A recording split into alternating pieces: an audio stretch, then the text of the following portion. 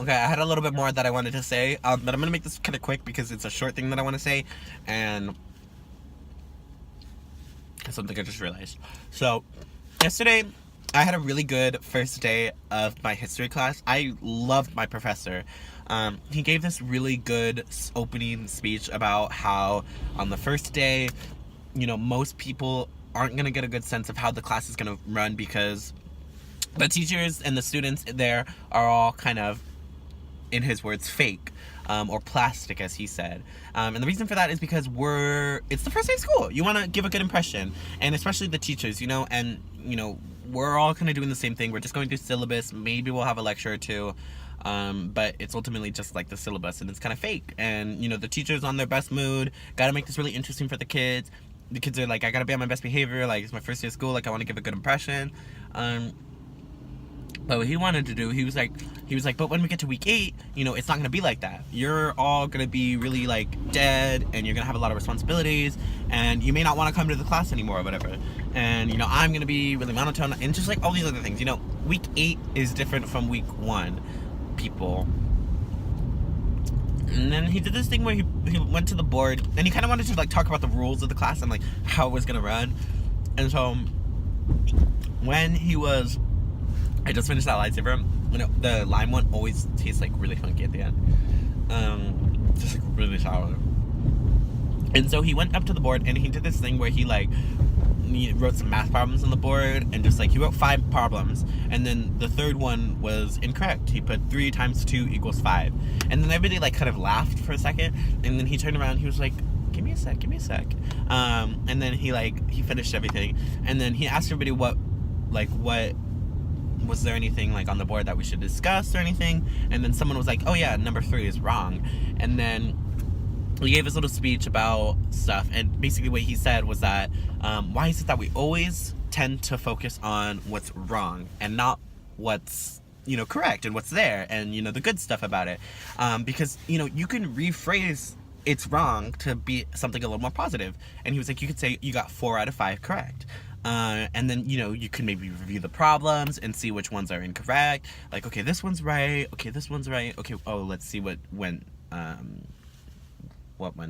up here or whatever, for number 3. And the point of that is that, we always in society tend to focus on that little negative part, that really small, minute problem with ourselves or with what's going on in our life.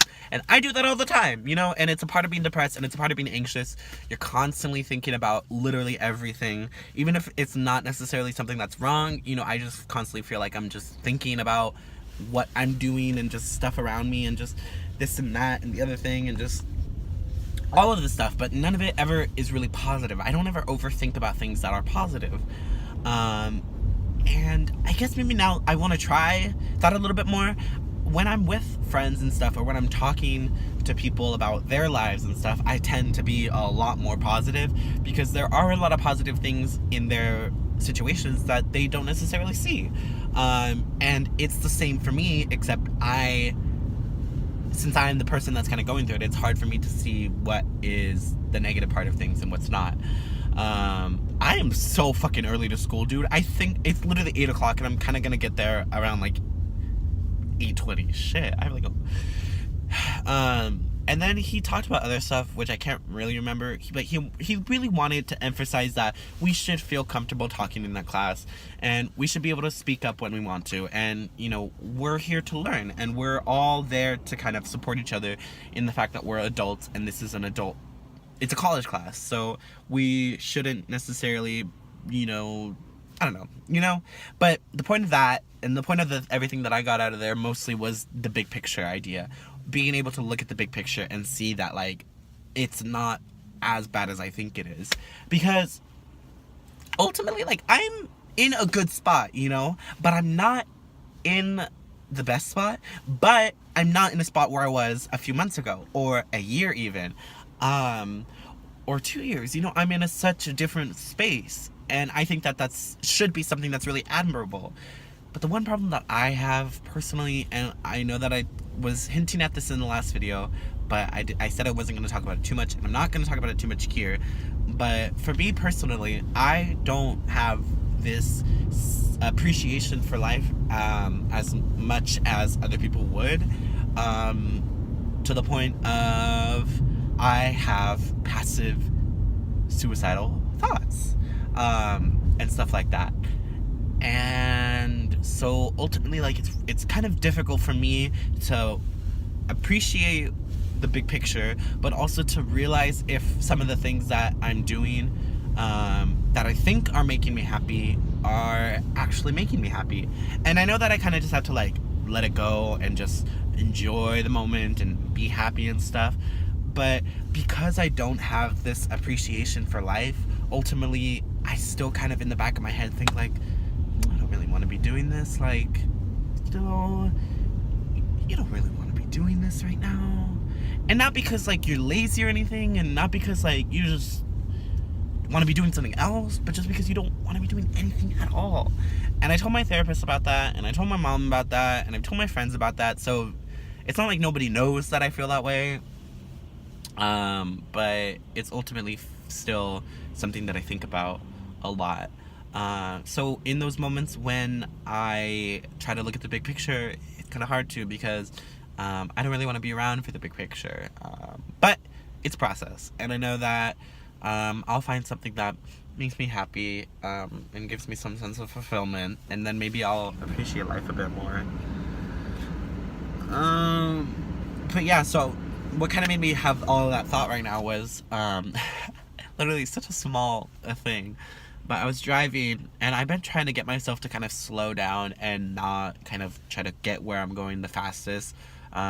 Just because, like, my mind is always racing, and I shouldn't have to physically be racing myself all the time. I can take it slow. I can do things one at a time. So I was driving, and this car in front of me was kind of like weaving in and out of the roads, kind of deciding which way to go. And then I was like, oh, like, come on, this car is, like, being really slow right now.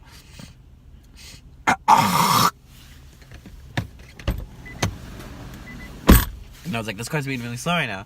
And then, and I was like, well, let's look at why they're going slow. And then I looked a little bit in front of them, and there's just, like, slow cars. And the light that we were coming up to ultimately was, like, red. So even if I could go faster to get to the light faster, I wouldn't be able to go, you know? It wasn't red, and, you know, it was red even when I got to the light. So I was still waiting, so it wasn't like it was gonna turn green or whatever.